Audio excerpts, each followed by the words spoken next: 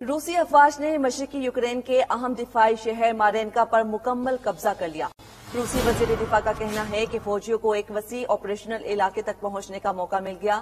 مارینکا شہر ڈونیٹسک کے روسی زیر انتظام علاقائی مرکز کے قریب ہے۔ میدان جنگ میں روس کی آخری بڑی کامیابی مئی میں باخمود پر قبضہ تھا۔ روسی صدر پیوٹن کی مارینکا کی کنٹرول حاصل کرنے پر فوج کو مبارکباد، کہا مزید یوکرینی علاقوں کو روس میں شامل کریں گے۔ روسی افواج نے مشرقی یوکرین کے اہم دفاعی شہر مارینکا پر مکمل قبضہ کر لیا ہے۔ تفصیلات جان لیتے ہیں شاہد گھمن سے۔ شاہد، کیا ڈیٹیلز ہیں؟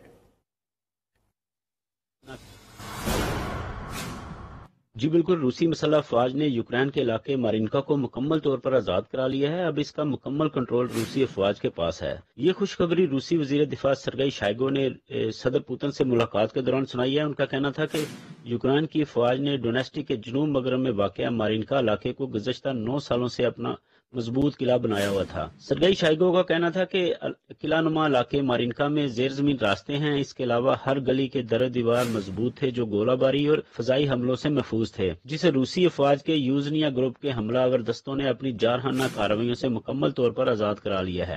انہوں نے کہا کہ مارینکا میں 3000 سے زائد گھر ہیں، جن میں سے ہر ایک مضبوط قلعہ نما ہے۔ صدر پوتن نے ڈونیٹسک عوامی جمہوریہ میں مارینکا کی آزادی کو کامیابی قرار دیتے ہوئے اس کی تعریف کی ہے اور روسی فوجی اہلکاروں کا شکریہ ادا کیا ہے۔ صدر پوتن نے وزیر دفاع سرگئی شائگو کو مبارکباد دی اور ان سے کہا کہ جن فوجی اہلکاروں نے مارینکا کو آزاد کرانے کے لیے لڑائیوں میں حصہ لیا، ان کو دل کی گہرائیوں سے مبارکباد اور تشکر کے الفاظ پیش کریں۔